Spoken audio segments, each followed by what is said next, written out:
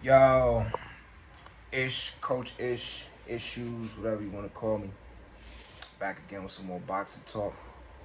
Reporting live from vacation. I'll just put it like that.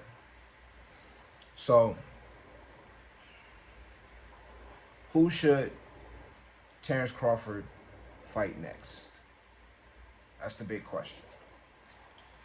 Most people, a lot of people, I say most people, think that, and it's most of the Errol Spence fans. Most of the Errol Spence fans want to see Terrence Crawford fight Ennis, because just like a lot of Errol Spence fans were very delusional about Errol Spence's chances and the outcome of this fight.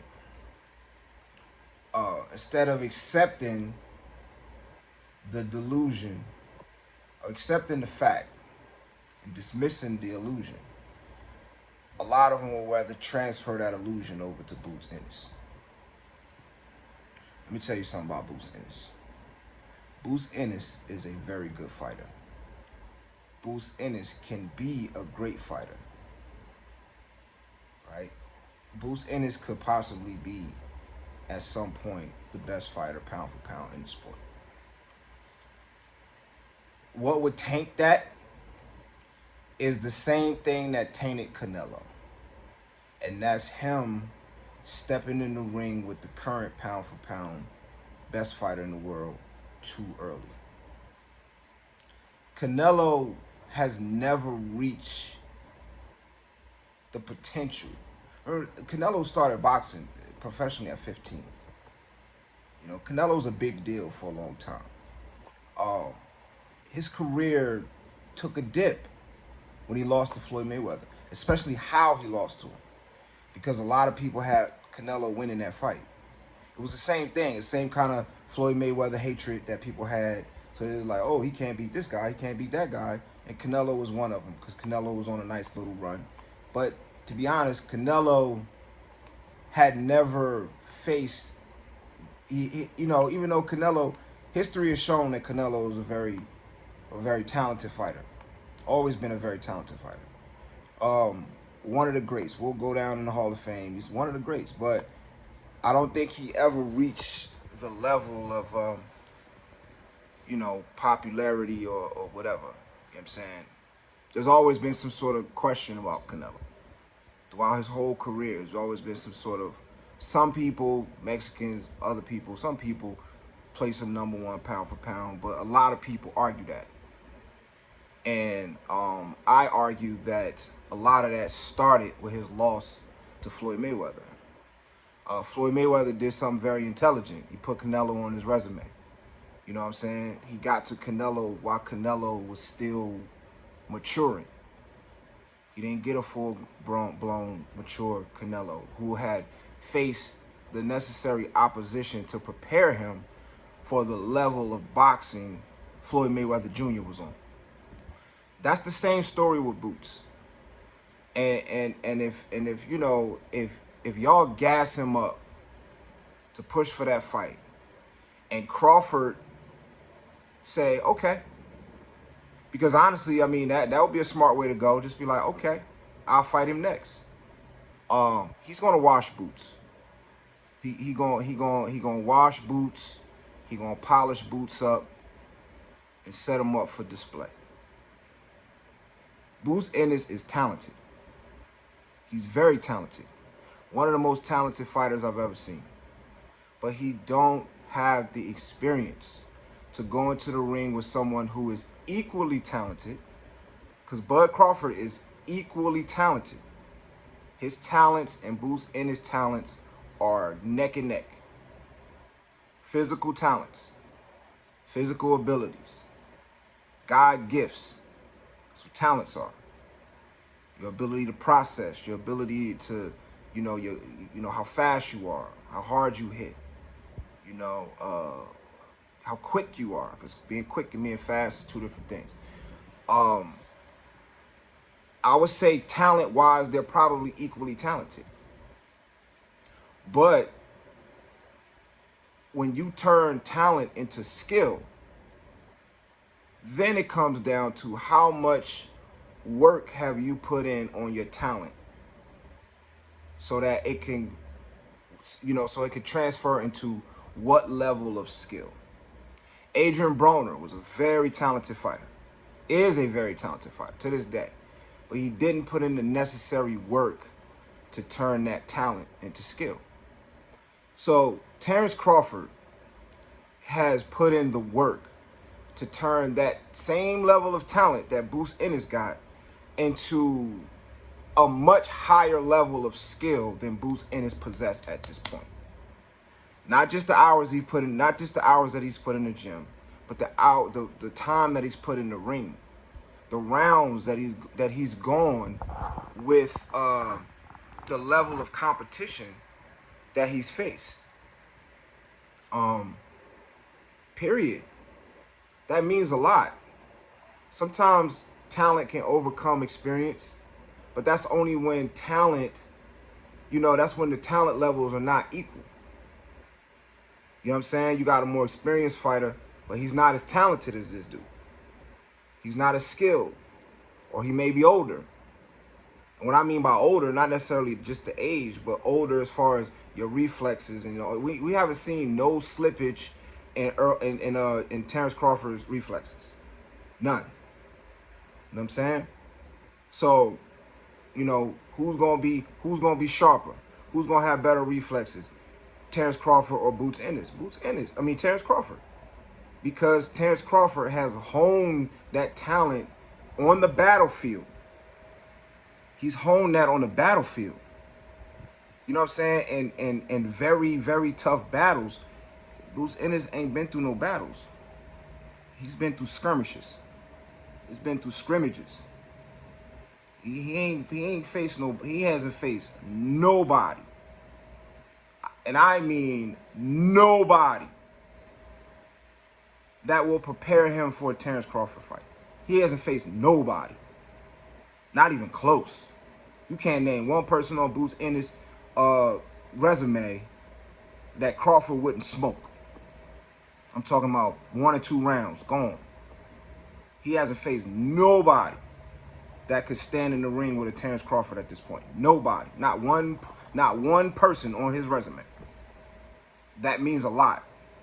That means more than y'all think. That means a lot more than y'all think. So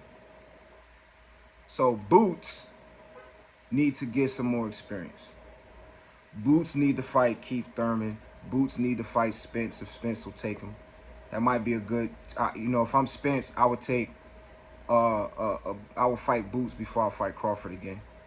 You know what I'm saying? That's a way to kind of prepare you. He has a lot of the same tools Crawford got, but without the experience, without a lot of the intangibles Crawford got. It's like a lower level. So I'm sure Boots will take that fight. So that's what he needs. He needs to fight at Errol Spence. He needs to fight at Danny Garcia. He needs to fight even like Virgil Ortiz. He need to fight Virgil Ortiz. He need to fight Stanionis. He need to fight, some of these young up-and-coming welterweights before he can get in the ring with Terence Crawford. Because I like Boots a lot. And he's from Philly. You know what I'm saying? So, I like Boots a lot. But I think him fighting Terence Crawford would be a mistake. So, I don't think he should fight Boots.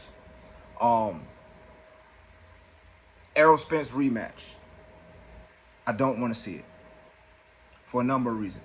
Number one, I don't think Errol Spence could prepare himself enough physically, mentally, spiritually to get back in the ring with Terence Crawford before the end of this year. I think that's impossible. I don't think that's possible at all. Anyone who thinks that's possible I don't know what you're smoking. That's not possible. That's not happening. Realistically, that's not happening. Mentally, it's gonna take him some time mentally to recover from that. You know what I mean? He told you himself he's very self-conscious. When he explained the reason why he dropped his head when he got hit by Ugas, because what did he say? He said because he thought his partials fell out, and he didn't want to, because he got partials in his mouth from the accident. So he thought his partials fell out, and he didn't want to be a meme. Just think about that. He's in a ring with a killer. He's in a ring with a killer. You know what I'm saying?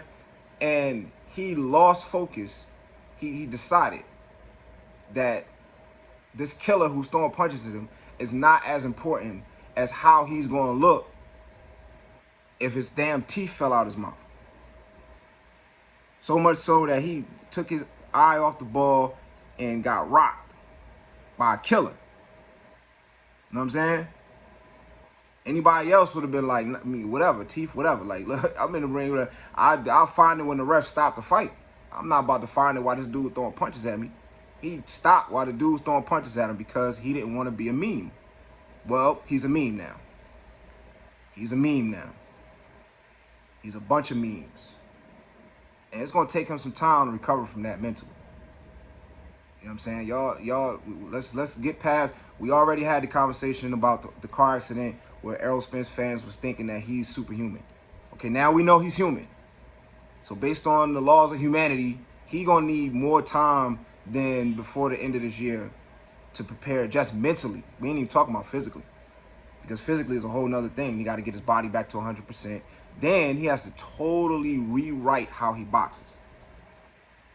If he's smart, he has to totally rewrite how he boxes. He has to totally rewrite it. What the success that I've had up to this point off of what I was doing does not work anymore. So now I have to do something different. All of the greats have had to do it. So if Errol Spence can't do it, we can't call him a great. All the greats have had to do it. Ali had to do it. Foreman had to do it as they got older. Sugar Ray had to do it as they got older. Floyd had to do it as he got older. Manny Pacquiao did it after he lost to Floyd. You know what I'm saying? All of the greats in boxing, in basketball, whatever. All of the great athletes, when they start getting older and, you know, whatever was working. Vince Carter had a whole second career. All he did was dunk on niggas. Turned into a shooter. Turned into a spot-up shooter and had a long career after, you know, as a spot-up shooter. You know what I'm saying? Had some success in the league as a spot-up shooter. Ali, when he couldn't dance no more, what'd he do? Rope-a-dope. So Errol Spence has to totally rewrite how he boxed. And in order for that to work, he's going to have to do something he say he don't do, which is take a tune-up fight. Now, if he wants to stay with that same manner as I don't take tune-up fights, he can call Boots Ennis a tune-up fight. He could take Boots Ennis to prepare for Crawford. And depending on what he do with Boots Ennis, we'll see if he's ready for Crawford. But also, depending on what Boots Ennis does with Spence, we'll see if Boots Ennis is ready for Crawford. So that's how that should go. So I don't think he should fight Errol Spence next. I do think he should fight Tim Tszyu, though. I think that's a great fight. I think that's a great... Not only is it a great fight, it's a winnable fight for both of them. You know what I'm saying? Tim Tszyu has a similar style to Errol Spence, just in the sense that he's a pressure fighter, right? I think he does a lot of things better than Errol Spence, but I also think Errol Spence does a lot of things better than him. But he can crack, and he can box. Comes from a boxing lineage. He can box. I was very impressed by what he did to Tony Harrison. Even though Tony Harrison's past his prime a little bit, but I was still impressed by what he did to Tony Harrison. I think he did that to Tony Harrison even in Tony Harrison's prime. It might not have been that definitive, but I think he'd have beat him based on what I saw, right? The boy got skills, and he can fight, and he's going to fight, and it's going to be a test. That's not going to be no walkover. Terrence Crawford going to have to be on his game to beat Tim Tszyu. He's going to have to be on his game. And if he could beat Tim Tszyu the same way he beat everybody else, man, that'll be huge. Then Tim Tszyu got a strap. You know what I'm saying?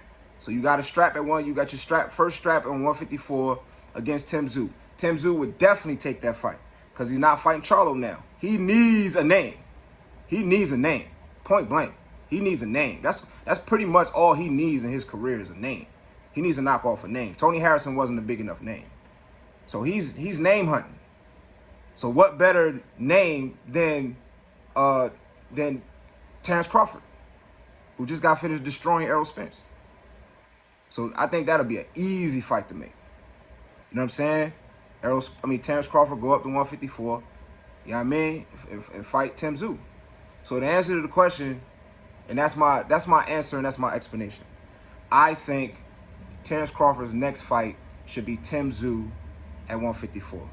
Because Charlo is, number one, I don't think Charlo is in a rush to get in the ring with Terrence Crawford. I don't think he's gonna take, even if he wasn't unavailable, I don't think he'll take that fight.